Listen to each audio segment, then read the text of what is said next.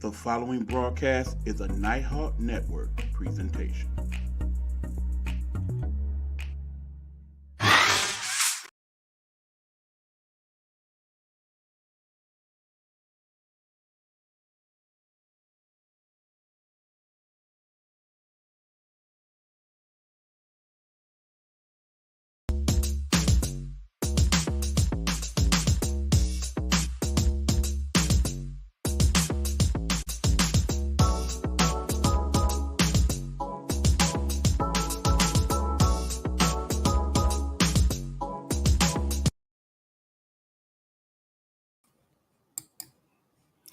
What's going on, people? It is time for that show we call the Sportsguru Sports Perspective, where we talk sports to y'all people, because you know y'all love it.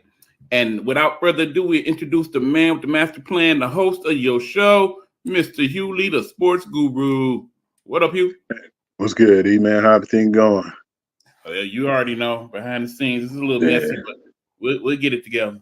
I definitely know how it is when life be life, my friend. Indeed, indeed. So what we got to talk about this week? What we talking? I want to break down what was going on in the NBA, of course, talk about the conference championships on both sides and where they're at right now, and talk a little bit of what happened yesterday with the WNBA, because it was some really good games over yesterday. Most of them went down to the wire except for one, and I was kind of shocked that game didn't, go to the wire. I thought it'd be a little bit more competition, but now I'm starting to see that the Connecticut Suns is a force right now, man. And it seems like they in their feelings the way they've been playing. So yeah, I want to get into that, and we can talk about whatever else you want to talk about, man. One thing I definitely want to talk about too, I think that we should put this first, since we haven't really been talking about football. I want to talk about the new NCAA lawsuit which has happened. And I want to talk a little bit about that briefly. And I want to talk about, if you ain't here already, what the SEC is trying to implement now in their rule book. I think it'll basically spread around too. And don't forget, ladies, just for y'all and for the people that's loving this WNBA, I got my WNBA breakdown. This week, we're going to break down the team on the Chicago Sky. Last week I broke down the Indiana Fever, and of course, we will talk about them some. But yeah, I'm definitely enjoying the WNBA so far this season. Some definitely quality games thus far.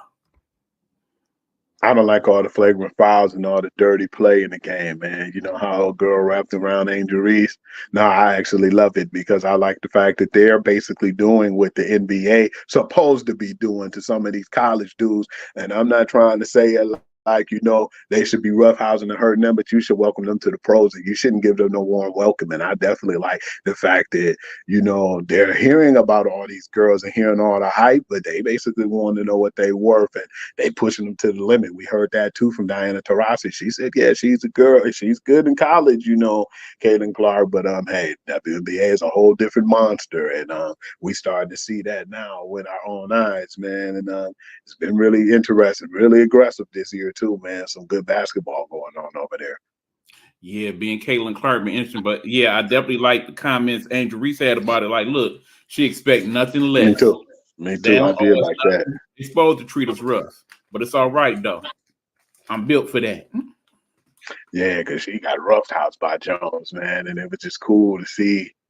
No, it was Thomas, wasn't it? Thomas was the one who did that. Lisa Thomas, yeah. Mm-hmm. But she's a big chick, man. She's built like an enforcer. So yeah, she kind of remind me of a female Charles Oakley, man. But I definitely like the fact that they're playing and they're basically letting them know you ain't gonna come up in our house with that crap and thinking you just gonna do better than us or come with the pretty crap and try to be too finesse. They had to show them, man. Everybody got that get right too, man. But I want to go ahead and I want to start off with the NCAA ruling in a lawsuit, and I want to know how do you feel about that, because I know we've been talking about we wanted something like this to happen for a while, and I still believe, man, some of the stuff was on. I heard that some of the stuff was back and forth, like in court in the '80s, but it just never really actually materialized until now. When you had the Ed O'Bannon, and you had the O'Bannons, fighting for the rights for the NCAA games, and the guys that get paid off of it, because for the most part, they were getting paid off the games, but the kids couldn't do anything, man. They wouldn't get any revenues or anything like that. And then the name, image, and likeliness, you couldn't get that before. And then once they lifted that, and was it 2021 when they first started letting them do the NIL deals? It was actually pretty cool to see that. But then now I think the best part about it is that settlement, man. But there's a lot of money about to be displayed, man. What was it like? $2.8 billion, man, going back to 2016. And now it's like teams are able to, I think the limit now on the athletes is like 20 million on the team. But to pay them up front right now, man, that's new, man. And I think a lot of people are afraid of that now with the settlement because they're looking at it and they're saying, we don't like it because in particular they think it's going to start being like the NFL, and they wanted to kind of still have the purity of the game and what it was when it was just regular college football. But man, we looked at it like those guys been getting pimped out for so many years that they had to get their bag, man, because everybody else was getting theirs. And then when they did get a little money or something under the table, man, they want to suspend them, kick them out of school, ban them, and take guys' rings, the Heisman Trophy, what they did with Reggie Bush, which big ups to him getting it back. But I still think that he gonna have that lawsuit against them because I understand too. He felt like he didn't supposed to lose that in the first place. But I want to know your thoughts about the new gateway now, because you're going to see a lot of stuff, man. There's going to be a lot of things happen and people going to get exposed. There's going to be a lot of crazy stuff happen now that these deals came out like that, man. It's going to be more work and more things happen underneath the surface, man, that we don't supposed to know. But I still feel like this is a victory for the college athletes in general. And I'm just not talking about football. I'm talking about football, basketball, baseball, hockey, you name it. If you were sporting school right now, man, it's a big day for you because now you could get rewarded for your services. Okay. First and foremost, I think it's about damn time. But let's be very honest and clear. Athletes have been getting paid for many years. Oh, we know that. Let me say this is the views and opinions of me, E-Buck, and not those of the Nighthawk Network or any affiliates or my co-hosts. But because I am a person who attended a college, shout out to EMU, and I've had friends not only there but in other schools who were athletes, I know the deal. Okay, they was getting their money. They wasn't getting the type of money they should have been getting because in the end they talk about, well, your education that makes up for what you're not getting money wise. BS. BS. When you consider how hard these young men had to work, or these young women also had to work to be quality athletes, to do what is necessary to keep that scholarship, so on and so forth, whatever amount of money they're going to come up with to make up for previous transgressions will not be enough. That $2.8 billion, not enough. The NCAA is a multi-billion-dollar conglomerate, and the schools also making millions and billions of dollars off the backs of these athletes. So it's only right and fair, in my opinion, that they should be getting paid for what they have done and what they continue to do. Now, all that being said, good people, it's going to be some awkwardness to it all. Remember, if you're an athlete from Alabama or Michigan, that's one thing.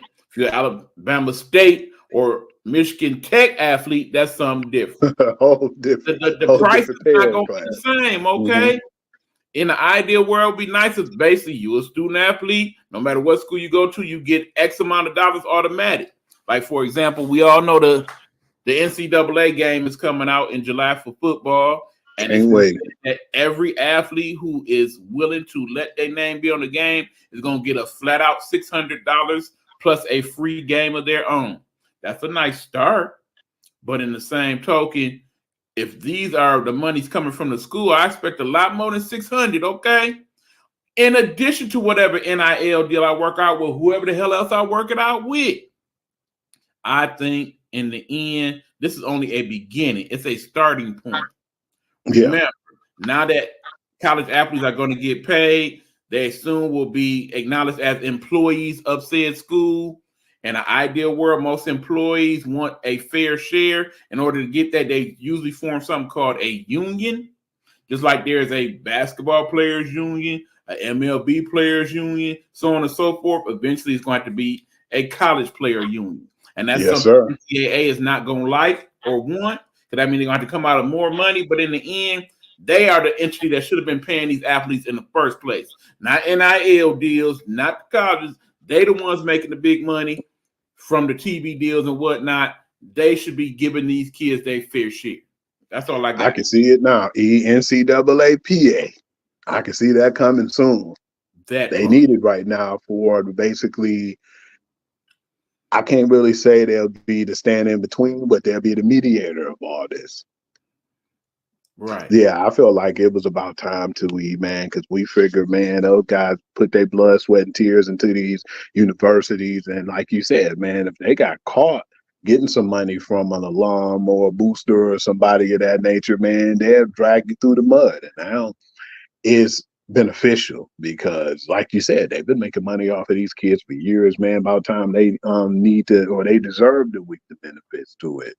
And yeah, man, I think it's going to be a lot more. I think within the next 5 years, there's going to be more money put out too. And I was thinking, like, will they be able to, now that they're paying them to, kind of do less NIL deals? But I said, no, I think that's going to be a different entity, man, where it's basically going to be like a sponsorship now. You know how, a player can go to the pros and then, they'll have Gatorade and Nike and all that. I'm just thinking now the NIL deals is going to be more suited like sponsorships now, man. And plus the money that they make as well off the colleges. And I want to see how all that add up when it comes down to the money they're going to be making. And I want to see if they're going to, they have to get a union now, because I was thinking about that for a while. I said, okay, they got the NILs.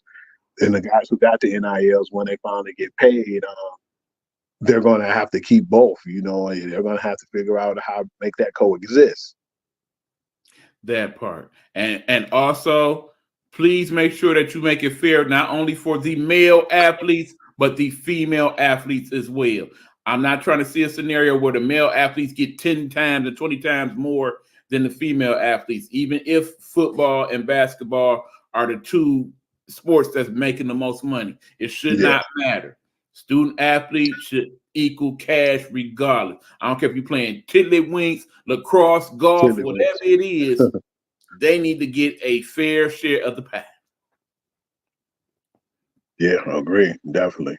Because it's basically opened the doors to so much right now, man. And I'm just surprised because I didn't think that this was even going to be a day possible now, man. It took long enough, because, man, we were watching college sports for a very long time, man, and we never thought that it'll be this day. And now we're here, and now they basically got to make do, man. But then they owe so much money. But like you said, that 2.8 billion still is not enough, man. And what they deserved at the time is just a good starting point. Right. I would even go as far as to say, if basically you do your 4 years of college and basically you don't go on to play pro or whatnot, at some point they should set up some type of pension fund for you so you get a little extra money in your later years. I do believe they make enough money to where they can work that out for some of the athletes.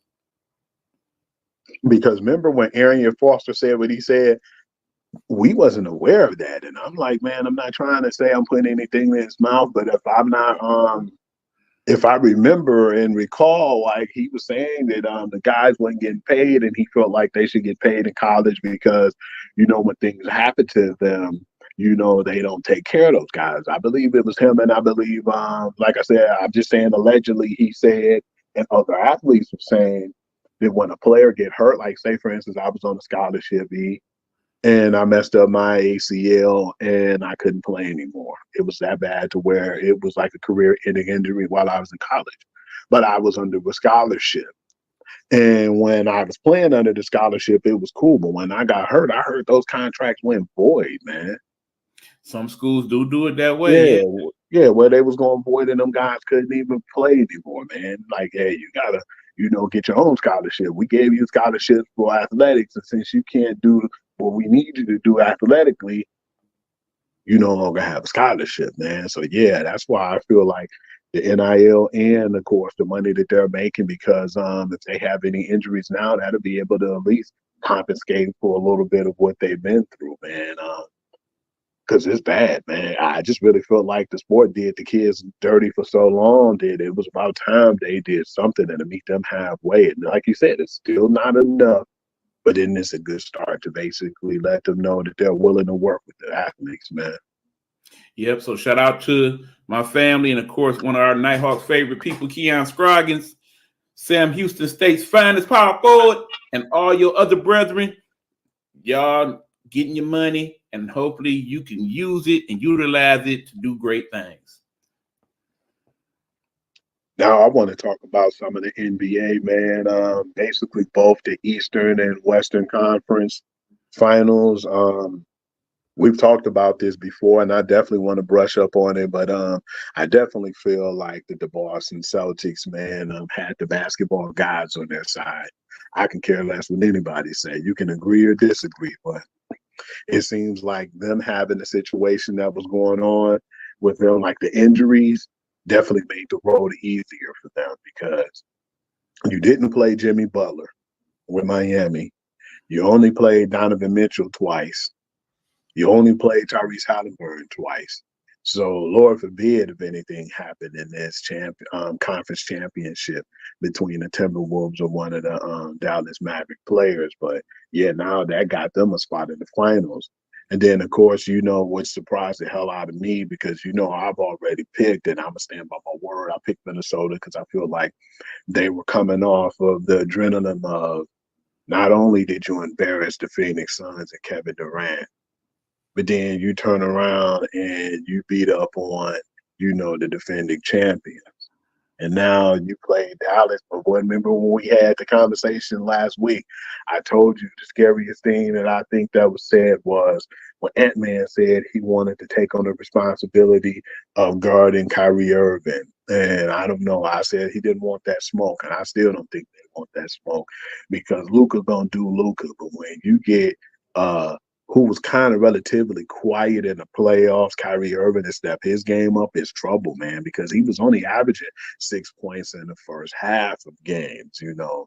And when he averaged that 24 and he started really getting off of playing Kyrie basketball, and I said, man, it's not looking too good because they squelched that first game out. And I just said, oh, man, you know, Dallas caught them slipping. The second game, when they scores that game out and, you know, Minnesota, I said, hey, wait a minute, man. That's 2 games that they barely won, but they still won, and they're going back home. And then they won again, you know, at home. I said, man, it's not looking too good because they still have a game in Dallas. But I was just surprised yesterday how it seemed like they played a little careless. And I still feel like that was a game that they could have won, but I just feel like they let slip. You know, and I just want to know your opinion as far as with Minnesota, because we already agree we think they're on borrowed time right now. But who are you more surprised with in this whole situation as far as the Western Conference? The way how poor Cat has been playing, and or are you more surprised with how good the Dallas Mavericks been playing and how they game planned against the Minnesota Timberwolves? Because I'm surprised kind of on both ends.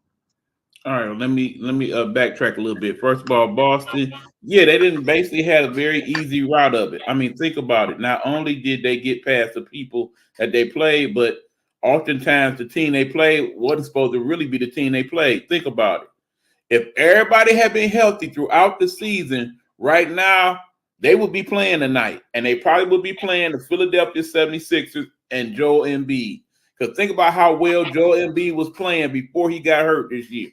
He was by far the most dominant player in the league, even better than Jokic and Luka at that point.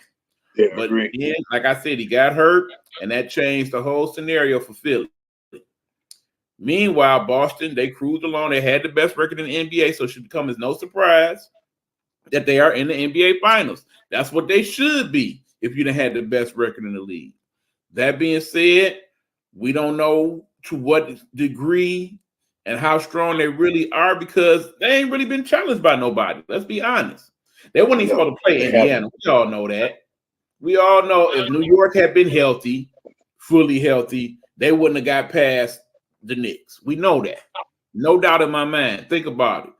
You see what happened when they had Brunson and everybody playing well, and they was hobbled. Think about it, if you just threw Randolph in that mix, not even Mitchell or nobody else. Randolph was in that mix and healthy, Indiana would have been sat down weeks ago. But anyway, back to the Western Conference. Now, I'm not surprised at this point. As you know, last week on the show, I did say that I felt like Dallas was going to go ahead and win this series. I felt like that because of the dynamic duo, which is Luka Doncic and Kyrie Irving. We all have pretty much established now that the worst thing Anthony Edwards has done his entire career was call out Uncle Drew. Shouldn't have did it.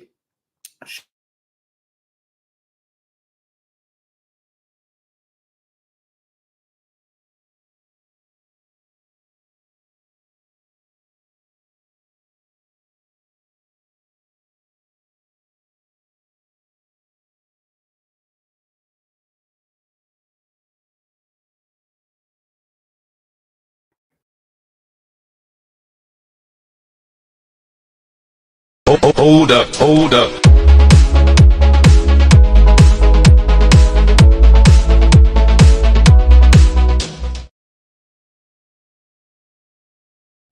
Hold up, hold up.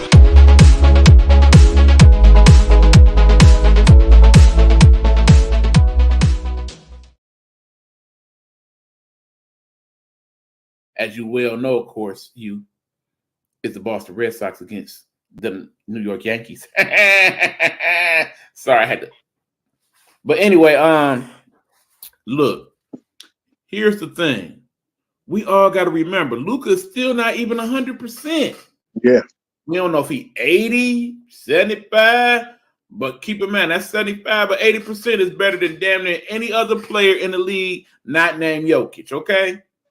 He is down there. I think last night the reason why they did not win is because he is not 100%, and it did come into play. He did seem a bit hobbled in that second half and not quite – well, he never was really an explosive player, but you could tell he was a little tired. Same with Kyrie. I felt like he was a little tired last night as well.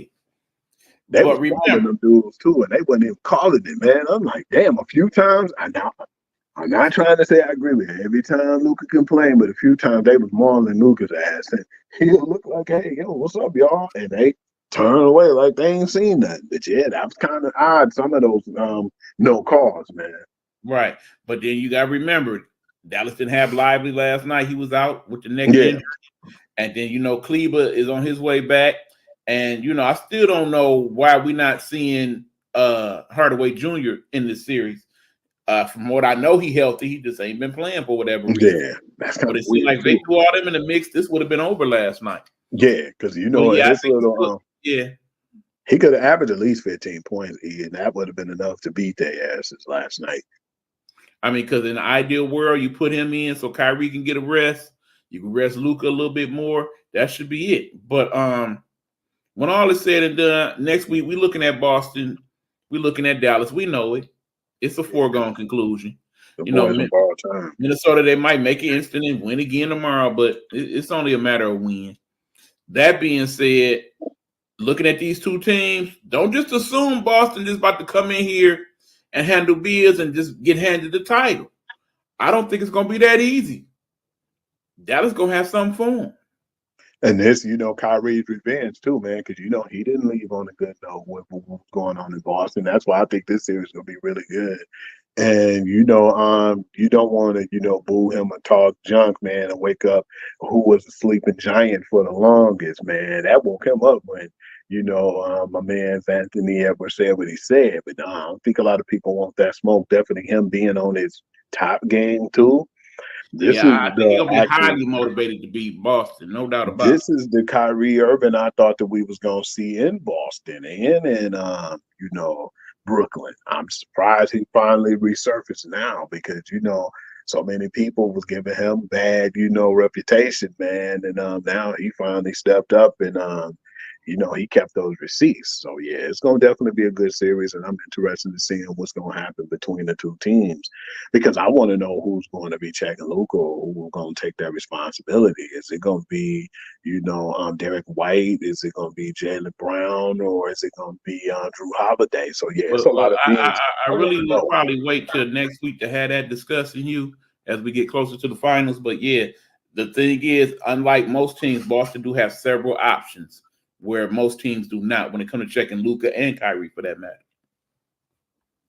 And I think basically the X factor for them right now is what's going to happen with Kristaps Porzingis right now, because he's supposed to came back in the fourth game, but then they set him out and they ended up, pulling it off. So yeah, that gave him a lot more time to rest. But is it too much rest right now? Because I don't know when Lively's going to come back. Did you hear any report yet saying or explaining when Lively will be back with the Dallas Mavericks? Well, it looks like that they probably will sit him out for Game 5 also, but I think if they need him for Game 6, he'll be available. It seemed like he basically just got a stiff neck, basically bruised up from that hard fall. And, he just basically need a couple days more to recover. But I do believe by the time we get back to the finals next week, he will be ready to go. And you know what's crazy about this whole thing? A lot of people don't even realize, man, Derek Lively is a rookie, man.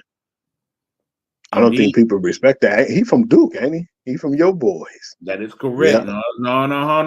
Whoa. Don't do that. Don't act like you ain't no Coach K fan. Don't act like you ain't no Coach K fan. As a hardcore Michigan man, don't put Duke on me, man. You trying to get me in trouble with my peoples, dog. Oh yeah, you're gonna get in trouble with Coach K, don't get me wrong. Grant Hill, my guy, and all of that. But no, don't call me no Dookie. I don't play that. Yeah, man. Don't, and I do on the front, man, on camera. Next, you'll be saying I ain't down with UConn. That's funny. But no, man, I still feel like the fact that him playing the way he playing on a rookie, scale.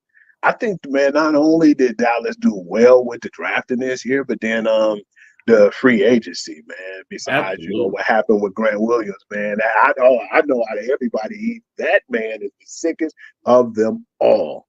Because no doubt. You was on Boston. I don't know what happened there. Was it financially that they got rid of him? I'm not sure. I do believe that was the case, yeah. But still, he had a lot of mouth, and he wasn't backing it up. He would talk junk and talk trash, and people would get cooked. And then he went over there with Luka and Kyrie, and I heard he started talking smack behind their back, or I don't know what the issue was, but I know he had like a misunderstanding with Luka, and then he came in there wearing some Jason Tatum shoes. Next thing you know, he was out the door. It was just really weird with that dude. But just the bottom line, he's the sickest of all people. Well, no, Hugh, I have to disagree. I had another candidate for sickest person, because it was reported earlier this week that certain individual, that dude being Washington Wizards star. Oh yeah, you're right. Hey, I forgot all about that topic, man. Please, if you collaborate, man, tell us what was going on with that. All right, so here it is. Kyle Kuzma, Washington Wizards star, basically was put in a trade that he was going to get traded to Dallas. So they weren't even going to get Gafford at first. They were looking to get Kyle Kuzma. And he had a no trade clause, turned down the trade. What did he say? How dumb do you look right now? What did he say when that happened? When he turned down the trade? I don't think that they are going to be contenders, so I'm good where I'm at. Yeah, I forgot about that topic. That was a good one. Tip my hat off to you on that one, man. Damn, how you like him now, Kyle? How you like him now? Damn. It's bad enough he missed out on the ring when the Lakers got rid of it. But now, here you go. He taking L's all around. No doubt. And they both at home, him and Grant Williams, man, thinking about what could have been. What could have been indeed.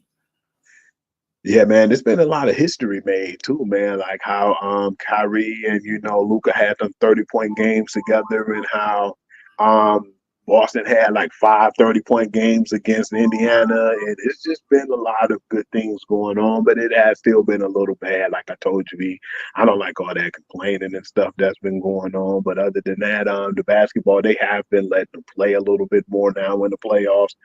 But I still feel like you said, we'll get more deep and in depth when, we get around to the NBA Finals on who we got in the picks and, the matchups and the key matchups. And we'll definitely break that down a little bit more. But I definitely want to step into some of the action yesterday, too, with the women in the WNBA, because it was some really good action. But Right. I was surprised. Hold on, Hugh. Before we go there, let us take a quick commercial break. When we come back, breaking down WNBA, and then Hugh can actually join me this week as I break down the team that is the Chicago Sky. I like what I've seen from them so far. I will tell you guys why when we get back. This is the Sports Guru Sports Perspective. I'm your co-host, E-Buck. That's the man, the guru. We'll be right back after these words from the Nighthawk Network. Yeah, good people, we back. This is the...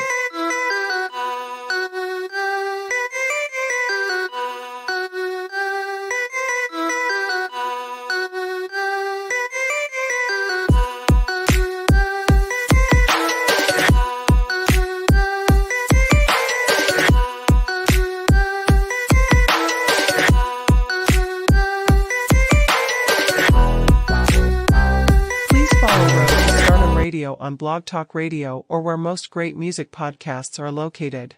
Don't forget to subscribe and show some love. Perspective. I'm your co-host E-Buck, and the man with the master plan is Hugh Lee, the guru. When last we left off, he was ready to talk WNBA action. So talk about life in the dub. Man, there's a lot of games that came on yesterday, man, and I just was really surprised, though, man. I'm still trying to get used to saying Phoenix Mercury, but yeah, just was really surprised at how bad they lost yesterday. We were just talking about that recently. Not only that, probably was the lowest I've ever seen a team score in the WNBA, but coming from a team like the Phoenix Mercury, and then the first thing I had to ask you was, "Hey, man, did my girl Brittany Griner played yet?" And you said she's still out. And I said, well, that makes a lot of sense, man. I think right now they might as well take advantage while she's still out. But, man, Dewana Bonner, man, she's been on like a whole other level right now. She's been playing really good. And I don't think that this was even her best game, but to put up the 19 points, she did it in spurts when they really needed it.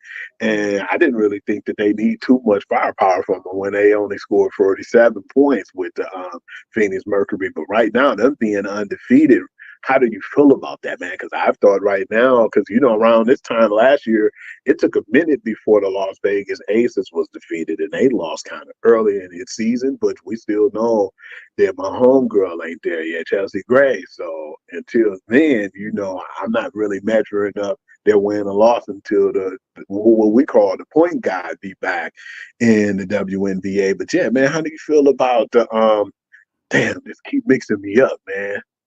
The Connecticut Suns. Yeah. Well, understand it's a few teams in the W that's missing some vital pieces. That's why we can't completely figure out where they at. We is going to talk about one of those teams in a minute. But in terms of Phoenix, Brittany Griner not being there is definitely a huge loss for them right now. Not to mention, I don't feel like they've done a good job of making up for the losses they had from last year. Remember, Skylar Diggins-Smith was on that squad a couple years ago. Of course, she took last year off to have her kid, and they basically have not made up for her. The Jags on that team for Phoenix, not really helpful. Not really. Now let's talk about Connecticut, because keep in mind, you did mention that the Las Vegas Aces, it did take them a while to lose last year. When they finally did lose, what was the team they lost to? Connecticut Suns. So the Suns. And then they turned around and lost to them again. So that gives you some idea just how good defensively Connecticut can be when they lock in. Mm-hmm. Now, when you look at the bigs on the Connecticut Sun squad, they got some very nice ones. You got Bonner, who basically reminds you a lot of like a KD type player. Yeah, skinny like KD too. Right. But basically she can pretty much score from all three levels. She's nice.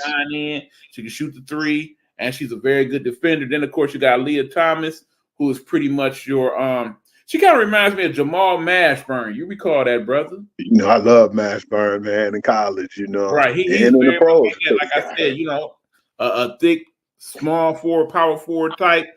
She's strong as hell, too. She can Country defend the built strong. ball. She basically passes well. She rebounds well.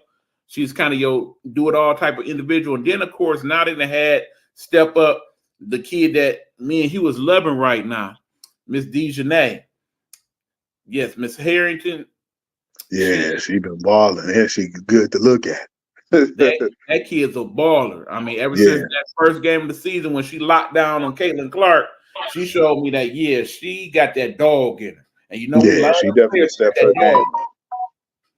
So, yeah, don't let the cuteness fool you. That girl can ball. And it fooled me a little bit. Right. Don't forget Brianna on that squad also, the kid from Maryland that post up and give you some good posts, like Brianna Jones. Brianna Jones, yeah. You know, I didn't too much care about how she did my homegirl, but you know, it's all good though. She ain't had to do my homegirl like that. LA of Boston, man, you know. But no, man, and it's funny too. She that's just who she is, man. But yeah, Brianna Jones is nice, man. And a lot of people just don't really respect their weapons and the people they have around them like they should, man. But keep on underestimating them, man. Like you said, they 6-0 for a reason, man. And I still feel like they're in the mix. Lisa Thomas wasn't happy about the whole MVP race. I still think she got that on her, and she been on something ever since then. But yeah, man, that's really a team to be reckoned with, man. And right, because remember, in the 27 plus years of the WNBA, it's only been like 20 triple doubles ever. And out of them 20, she got most of them by herself. And that's just to let you know, man, because how many triple doubles has it been? It ain't been more than like 20. Out of the 20, she has 10 of them. Yeah, that's crazy. Nobody else in the WNBA has had more than 2 or 3. They need to definitely put some respect on her name, but that just lets you know how dangerous the Connecticut Suns are. They're pretty fun to watch too, man, because them girls be over there balling. But yeah, man, it's just people. It's so many good teams over there that they need to watch out for, man. And I'm gonna talk about one of the games recently, man, because if I'm not mistaken, isn't this a rematch from like last week, the Sparks versus the Fever? Because the Fever got their first win against the Sparks. Right, exactly. But last night was a different story. So much so that at one point in the game, the person that was checking Caitlin Clark for most of the night, she was so determined to be on her. She was at the free throw line, shot her first free throw, and then immediately went to go check up on Caitlin Clark, forgetting that she had a second free throw to shoot. That's just how deep it was. Yeah, it's been wild, man. And the sad part is, you know, we talked about this too, E. I was like, don't you know that she kind of hesitant to shoot the three? Sometimes when she shoot it, right now, I'm thinking, we all know that she can shoot from the logo, but man, just, you know, get the perimeter, get the regular three-pointers down first and get used to doing that and then start stepping out and showing your range. Because don't you notice sometimes she'll shoot and she'll go out way too far? Hold on, Hugh. Keep it going. I shall return. She'll go out from the 3-point line way too far. We know that she's good at shooting logo threes and doing her thing, but I'm still just irritated because I just feel like I want her to get more acclimated to the WNBA game because her struggles has been more or less because she's been getting double, triple teamed, and the women are playing her a little bit more aggressive. She has to realize too that she's not playing no 18, 19-year-old kids in college, you know. I mean, Juju Watkins, a lot of those kids were phenomenal, but then, you know, you got grown women you playing now. You got 20-year-old women up to like 30, 35-year-old, damn near 40-year-old women who were playing in the WNBA, and they've been there for many years, and they basically made it their stomping ground. They're not going to let you come in here and, you know, basically disrespect them, you know, and make them look bad. That's the main thing I've been looking at this year too, and that's why I feel like they scheme against her so well. They'll double team her, triple team her because they feel like that she's going to take these crazy shots. But I think she needs to just, you know, play within herself right now, and just take shots. Like just take a regular 3-point shot until you start to get acclimated to the range. of the WNBA. You know, kind of, you know, if you're going to shoot those shots, kind of work on it a little bit more too, man, because it's a different game than what she was playing in college. Yeah, I mean, bottom line is, Kaylin, she got to change the game plan so that they in turn change the game plan on how they defend her. I mean, unfortunately, I do agree with what Mr. Cowherd said today on his show. Part of the issue is that she needs a Robin to her Batman. And clearly, Aaliyah Boston is not quite it. Because Aaliyah basically is primarily a post player and don't really have much of a mid-range game, it's kind of hard to depend on her for that. I mean, even at Iowa, you know, at times she had people she could throw it down to in the post, but it really wasn't a lot of good perimeter shooting that she would have most nights outside of the people that she would have set up for the occasional three-pointer or so. She's been missing that. I mean, basically, she ain't had a good teammate like that since her AAU days when her, Haley Van Lith, and of course, my favorite Paige Beckers all played together on the AAU squad. I'm thinking too, E, man. You might think I'm crazy. I was about to tell you this yesterday, man. As bad as the Fever look right now, don't be surprised if she end up being over there, man. Who you talking about? Paige. Well, I think that depends on how the draft goes. Like I said, with Golden State being a new squad, I do believe that it's probably going to set up to where they automatically get the number one pick. Okay, but that if makes sense. It doesn't, then yeah, they definitely going to be in the draft lottery. They're going to be in the top 5. Yeah, and when I look at this Fever squad, they are not set up to win to get to the playoffs this year. They're just not. I mean, even though it's a 12-team league and whatnot, they definitely one of those 4 teams on the outside looking in right now. And that 1-7 record don't help unless they just get on the tear, you know. And I just can't see it. And like you said, too, one thing I've been noticing is that sloppy play, man. They play kind of sloppy as far as the passing. They careless with the ball, the execution, and turnovers. Particularly Kate. She has a lot of them. A lot of turnovers on that end. Because, you know, they was in most of the games they played. They just, you know, the sloppy, you know, passing and the execution, man. You can't blame that on the coach when you just throwing the ball away. Yeah, but that being said, you know I've been saying it, and I'm still saying it. Current coach of Indiana Fever, your time is coming, boo. I do not see you.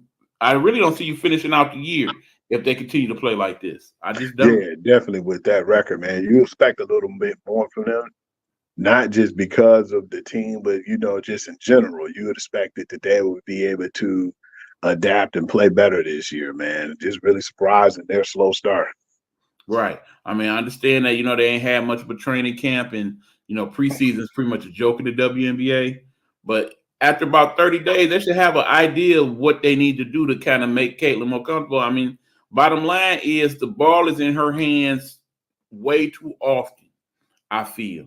I think she should be more shooting guard than point guard. Yeah, more trying to get in the range of shooting or finding her an open spot to shoot because, yeah, she's controlling and she's actually basically distributing the ball throughout the team, which I'm going to tell you, too. I think she's a hell of an assist giver. You know, she distributes the ball pretty well, but that shouldn't be her job, man. It's just to be her getting open on some Reggie Miller type screen and shooting the ball pretty much, in my opinion.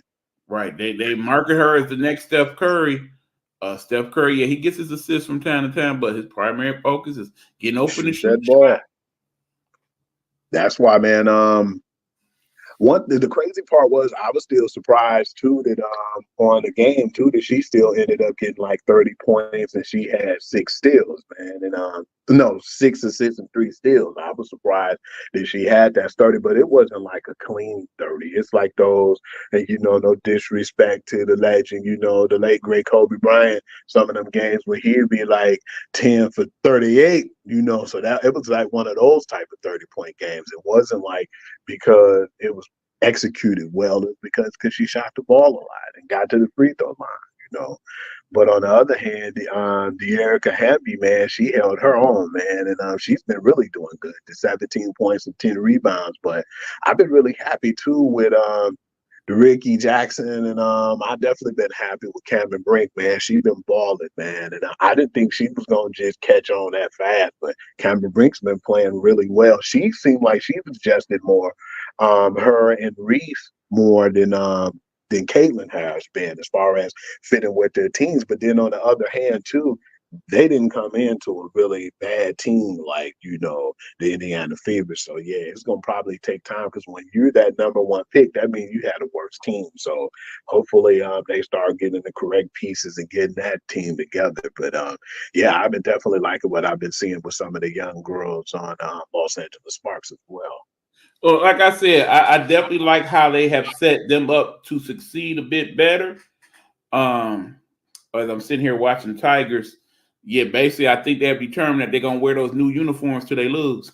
But any rate, the thing is, people, some teams are built better than others. We're definitely gonna talk about that when we talk about the Sky in a minute. What I like about the Sparks is, one, they actually have recognized that Kia Jackson is starter material. They actually started her last night. I'm glad they started. I hope they continue with that. I also like that they have certain people that are good components for other people. Kia Nurse, the former UConn Lady Husky, she is definitely a good leader for that squad. She is a good defender. She shoots well, but she's looking for the big ladies, because they teach you that at UConn. Look for your big folks. So I think that's a definitely good fit for that. And then also Lexi Brown, who at times will take over the game when the scoring ain't quite what it need to be. She being able to create her own shot as she can definitely is helpful. And then, of course, they have Hamby on that squad, who is a good low post player, but also has a very nice mid-range game. It all fits together well. That's why I think ultimately the Sparks, they're going to be right there. I think they might actually make the playoffs the way they set up now. Because remember, they also have Stevens, who's out, another former UConn Lady Husky. At 6'6", she actually has range. She basically plays a lot like the person that she was once the backup for, young Stewie, where she can shoot from long range, but also has good post play and can shoot a decent mid range. She's just not quite as mobile with the basketball as Breanna Stewart. But yeah, I definitely like the Sparks and what they got going.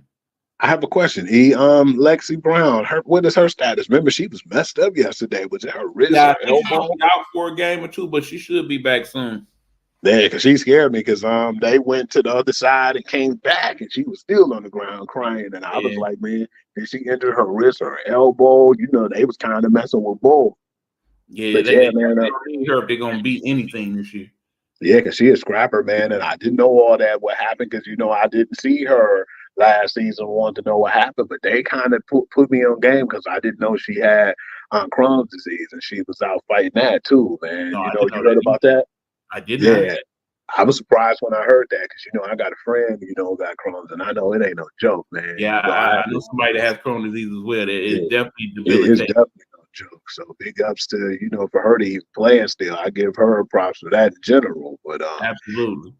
But yeah, already know what time it is, man. I want to save this to kind of close out the show, man. I want to talk about the resurgent Storm, because the Storm starting to really pick it up. We were just saying, like, what's wrong with them, man? But they had to get the camaraderie. They had to get chemistry on that team. And we talked about that. And hell, they started to pick it up, man, because that team has really been stepping it up, man. They're 4-3. At one point, they was like 2 games under 500.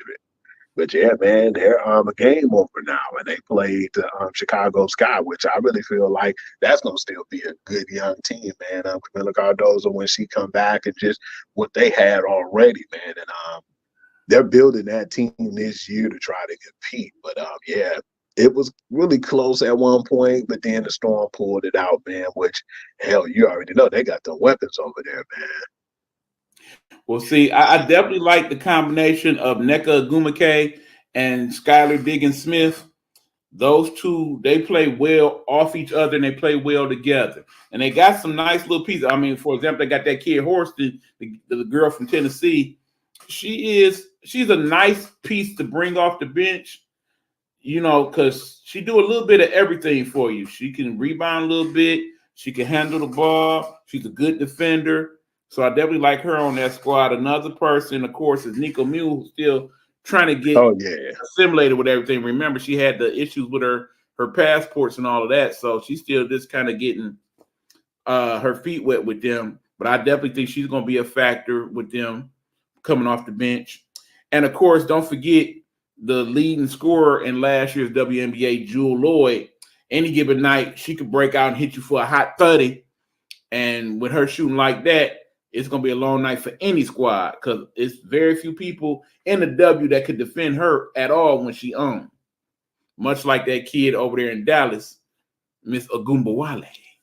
But anyway, definitely want to talk about Chicago. That is the team that I look to break down this week. So let me break down the Chicago Sky for you guys. Like you said, we still don't even really know how good they can really be just yet because the main person they got in the draft, Miss Cardosa from the world champion South Carolina Gamecocks, she ain't played just yet.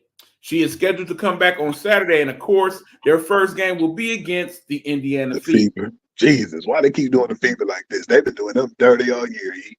But see, the thing about it, Hugh, and this is a rarity, it is the only game scheduled in the WNBA that day.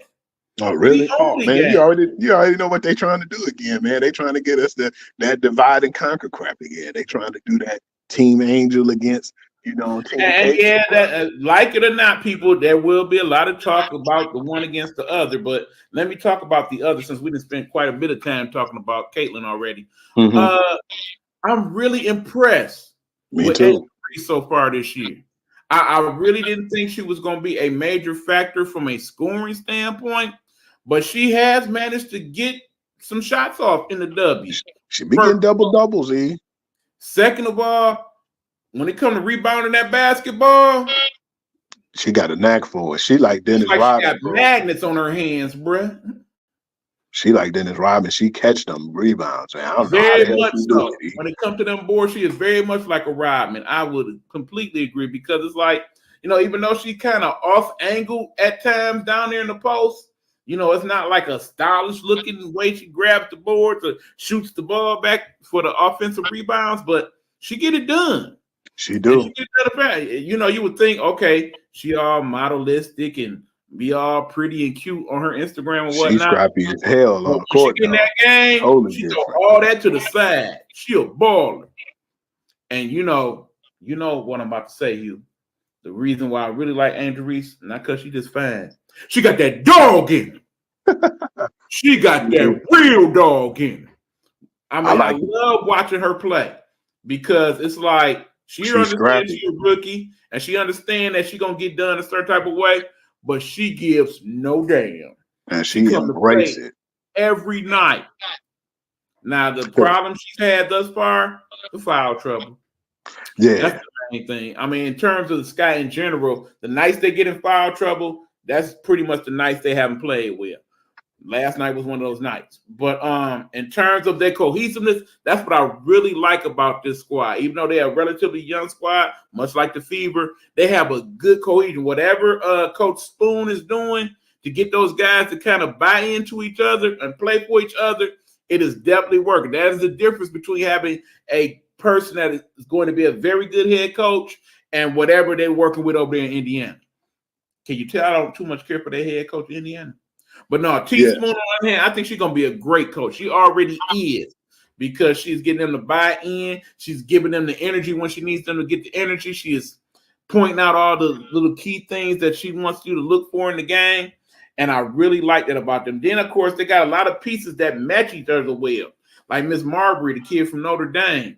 She is a very good three-point shooter, but she is also a very scrappy defender. Another kid on that squad, hold on, as I look up their roster right quick so I can break it down a little further. Yeah, the kid, Diamond DeShields. I love that kid, Diamond DeShields. Yeah, that's one I actually like too, man. When you grow up with your brother, because for those of y'all don't know, her brother, Delano DeShields, Major League Baseball player. If that name sounds familiar, that is why. Yeah, she is very scrappy, okay? If I was going to describe the Sky in general, I would say they all are very scrappy players. Then the kid Evans that they have run the point, she's a very heads-up player. A lot of good defensive play. When they get in transition, that's when the Sky is at their best. Basically, what I've been trying to get the Fever to do, the Sky's actually doing, and it works for them. So even though they don't have great post players in terms of scoring, because they are good defensively and they're good in transition, that is why I think they're going to make out well. And I actually think the Sky going to make the playoffs. I think they're actually going to make the playoffs. Yeah, because right now they only one game under 500. And then the crazy part about it is, like you said, too, I'm starting to see that now. And that's why I kind of feel like my homegirls, the South Carolina, Lady Gamecocks downfall was the year when they lost. Is they were too heavy on Alea Boston. They need another big, like you said. I'm starting to see that, like, man, she can't handle all these people because these people are too big. Like when they played just recently the Connecticut Suns, man, they got too many bigs over there. They got Jones, they got Elise Thomas, and you can only do so much as one person. They need to put more big bodies over there for her, man, and then better perimeter shooters too, man. And that's been an issue with them. But on the other hand, like you said, with the Sky, they just seem like they got a team, and they built their team around like the guards and everything. But then when they knew what they needed in the draft, that they went aggressively, because I kind of figured, okay, they're gonna get a big. So then they got Camila Cardozo, and then they turned right back around and got one of the best forwards, in college, which is Angel Reese. Right.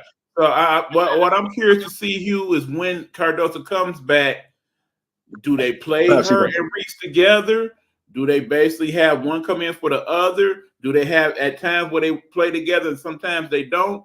I think they can, because they are so familiar with one another. Because remember, those two young ladies been playing each other since high school for a long time and everything. So they're very familiar with each other's game. I think they could play off each other.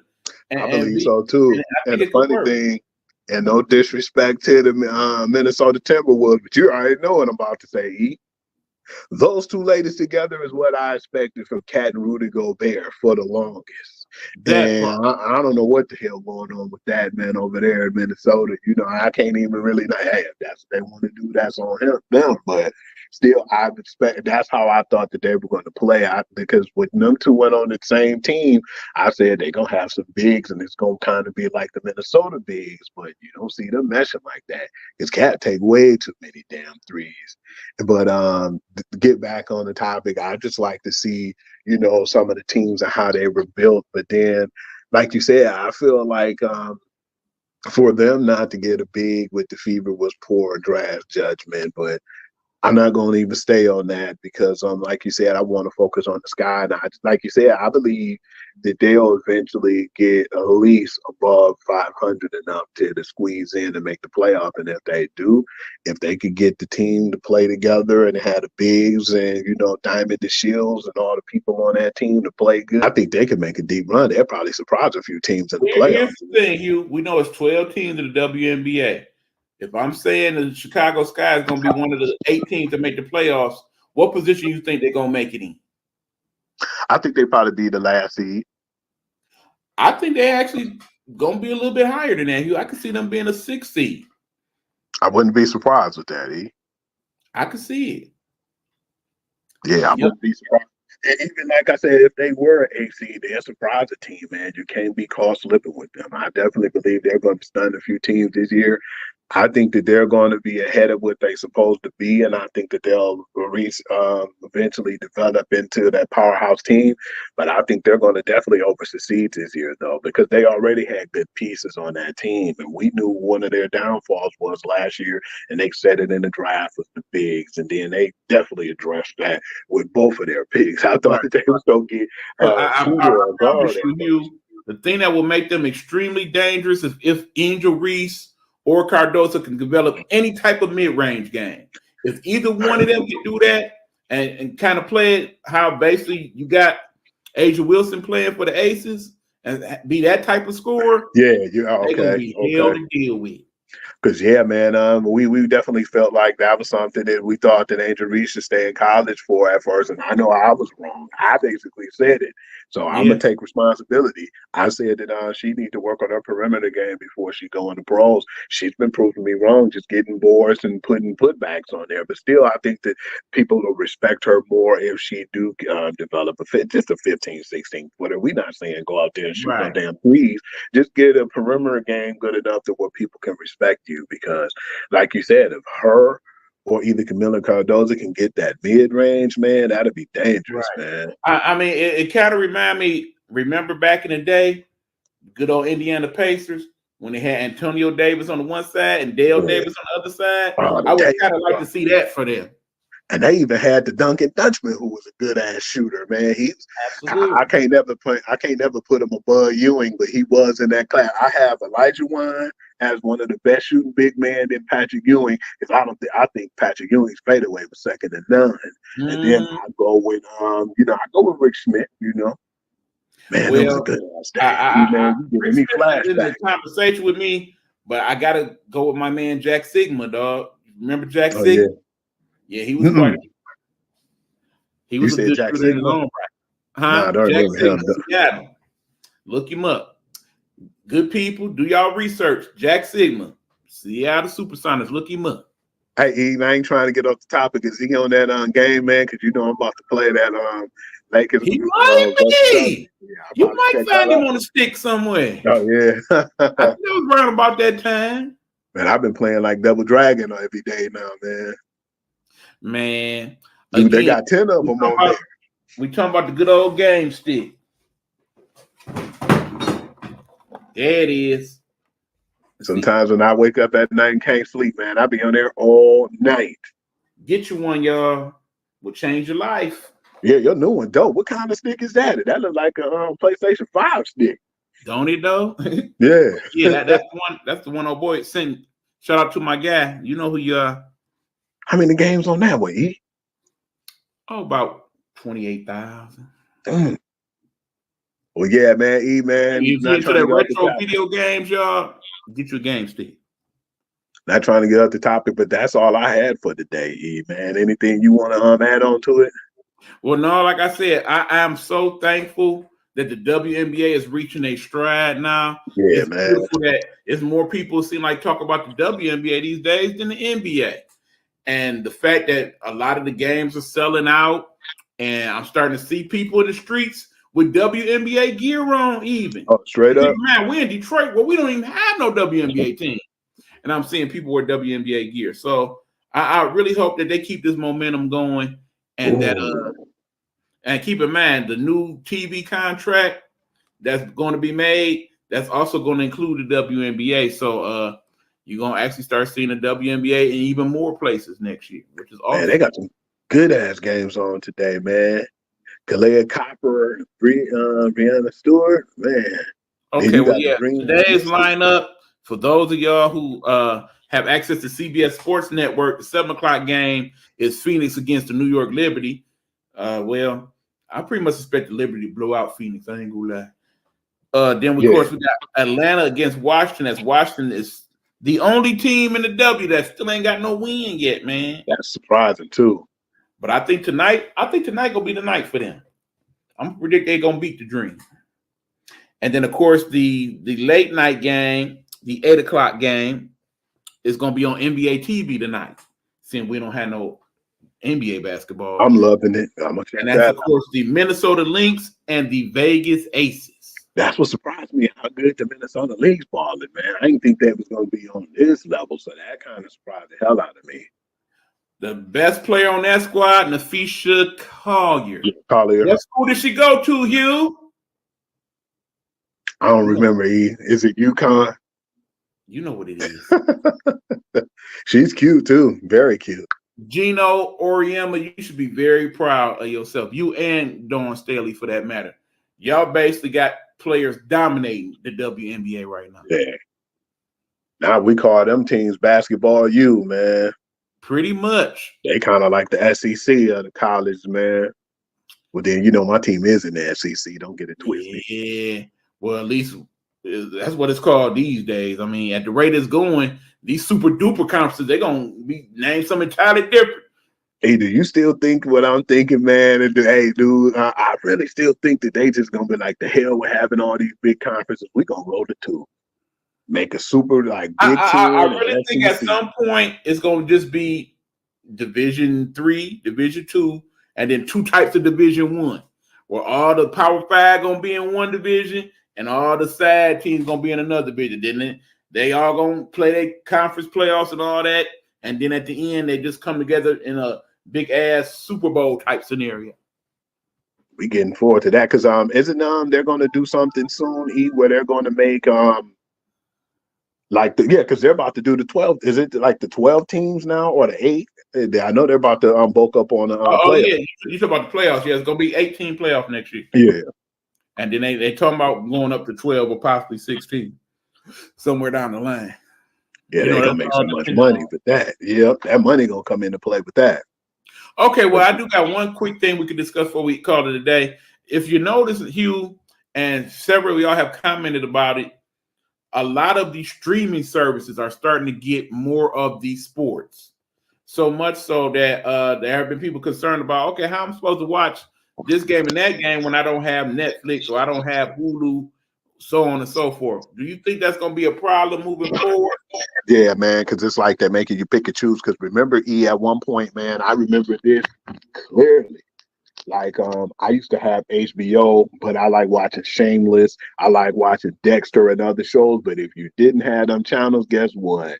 You wasn't gonna see it. You had to buy the box set, man. You had to. You had no idea who White Boy Carl was if you didn't have that. Absolutely. Mm-hmm. So yeah, like so yeah, man. It was crazy. And I was like, man, they're trying to make us pick and choose right now, and it was funny as hell. Shouts out to my man's Pride what he said last night. Like, you think I'm gonna pay like $25 for Netflix and y'all showing this ish? No. And I'm gonna tell you something, Pride. Unless you can't afford it, as much as you love the wrestling, bro, yeah, you paying. You will pay, bro. You come out that money. Pride, all you got to do is just give me a phone call. I'm a phone call away, and I can hook you up to where you don't got to worry about all that jive. Yeah, I strongly suggest you make that call to him, my brother. I know what he's talking about. But yeah, that's all I really had to say, And I wanted to say just basically like the networks, where they can catch me. What's up, man? I just thought of something. We'll talk about it off the air. I just came up with a pretty crazy idea, but no, we'll talk about it. But no, go ahead, do your thing, bro. Yeah, man. I'm Hoovy on Instagram. You can catch me on there, and I do all my highlight reels on there. And then on TikTok, I'm Hugh.Lee6. I do my highlights and reels and storylines on there too. And then on Facebook, I'm Sportsguru to you. And then every Tuesday at 1 p.m., I do the Guru's Perspective. And of course, you can catch us on the Big Buck Sports Report, which we call now the Guru's Football. The Guru's Sports Session. Yeah, but of course, it will be back to the Guru's Football Session once that time gets here. And you know it, man. And like I said, we are currently on the Sportsguru Sports Perspective. And, every now and then I have some extra stuff to say. That's when I usually break out the good old Big Buck Sports Report and talk about those things. But this week, like I said, we mainly was concentrating on the basketball and whatnot. So we pretty much did it with that. Oh, do want to talk about one more thing, Hugh, if you don't mind, since you brought it up to me earlier. Your thoughts about them adding the Negro League's records to the Major League records? It was about time, but like you said, man, it's too little too late in my opinion. But one thing is, I'm definitely glad they're implementing it into the stats and in the books, man, because like Stephen A. said, they try to erase, the Negro League from history, man. But one thing he did say too that made me definitely say I respect him wholeheartedly for saying that is the fact that I appreciate that you putting in there now so we can see and know who are some of the best players and implement them into the book, the history books. But the sad part is, man, some of those men who played and put their blood, sweat, tears in the game are not here to be able to celebrate it. Some of their family is, but those individuals who deserve their flowers is not going to get their flowers, man. They're getting them now, but they're not allowed to see it. So, yeah, it's kind of like a too little, too late scenario. But I am definitely honored that they finally decided to go with that, man, because I thought that was good for the sport. Because remember, we were seeing on the baseball games like 4 or 5 years ago that they start implementing stuff from the Negro League. They start putting some of the players and everything in the game. I just feel like now, it's a good thing that they're starting to put it to where other people can respect and look back and see who was really some of the better players in the history books, because we would never know who's the best, whether it's when it comes to MLB or the Negro League, because they never let them play together, man. And that's one thing I think I missed the most, is the fact that they didn't let them all play together. But then, everything was separated in the whole black and white scenario. So I wish that could have been something that we could have seen in our lifetime. Well, like I said, I definitely want to credit a few people that probably was essential in making this happen. For one, we got to talk about the great Buck O'Neil, who, after his years of playing in the Negro League, became probably its best and greatest historian in terms of Negro Leagues and knowledge of the game. Also, he was very key in helping to create or helping them to build the Negro League Baseball Hall of Fame, which you will find in Kansas City, Missouri. So if you are ever in Kansas City and look for something to do, the Negro League Hall of Fame is located there. Definitely check it out. Also, for those of you who don't know, there are still, to my knowledge, 2 existing Negro League ballparks in America, and one of them is located here, Hugh, in the city of Hamtramck, where the Detroit Stars used to play. That place is still standing. They're actually renovating it and going to make it into a PAL League type park, I believe. I can look that up, do your research on that one. And another thing, I definitely want to credit people like Ken Burns. If you have ever seen the documentary Baseball, one of the best documentaries, not just of sports, one of the best documentaries you will ever see. Keep in mind, very long documentary. It basically breaks down baseball from the very, very, very beginning up until, I believe, 2010 was the last installment. I have a question, E. I think I saw that, man. Was it like when they was first showing how the players was making all their money when they first was being to the point where they fought to get the type of money that they were making, coming from the pretty much 1900s any to major now? thing that happened in the history of baseball was documented in that documentary. I do believe, in fact, Ken Burns Baseball won an Academy Award for Best Documentary at the time. But I definitely think him, because he did chronicle a lot of what went on with the Negro Leagues and incorporated that into the documentary as well. So I definitely think that some of that comes into play. And just for those major leaguers who over the years have said, okay, what about these guys? Because remember, people like Hank Aaron actually played in the Negro Leagues before he played Major League Baseball. Of course, we all know Jackie Robinson. They got from the Negro Leagues to be the first black person accepted into baseball. But if you actually look at the Ken Burns documentary, you'll learn that there were black people, unbeknownst to people at the time, that actually were in baseball before. That's right, before the great Jackie Robinson. So yeah, definitely would inquire. Like I said, if you have some quality time, because like I said, I think it's like a good 17-hour documentary. So you're not if you are a true baseball head like me, I highly suggest you watch that documentary. But yeah, I definitely want to give the major leagues credit for making this happen. And as somebody said today, when the talk ahead, I definitely would like for the NBA at some point to add the ABA records to their records. I think that's only right to do. Yeah, I agree. Seeing that they incorporated a lot of the ABA teams into the NBA eventually. Yeah. But don't act like it don't exist, man. Absolutely. But yep, that's all I got, Hugh. Okay, definitely appreciate that, man. And for all the people who chime in and, give us their support, man. Yeah, I'm definitely done too, man. Thanks for having me on today. E. No, thanks for you having me on. This your show, my brother. I'm just doing my third thistle. But yeah, of course, let me definitely shout out a couple people. I want to shout out Coach V. Congratulations on the new gig.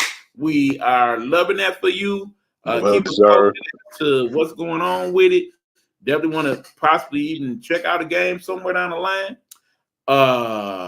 Also want to thank our good friend, Miss Simmons, the person you guys know as Road to Stardom, creator of the Road to Stardom radio podcast. Definitely like all the support that she has given us. We definitely want to Oh, return absolutely. favors as well.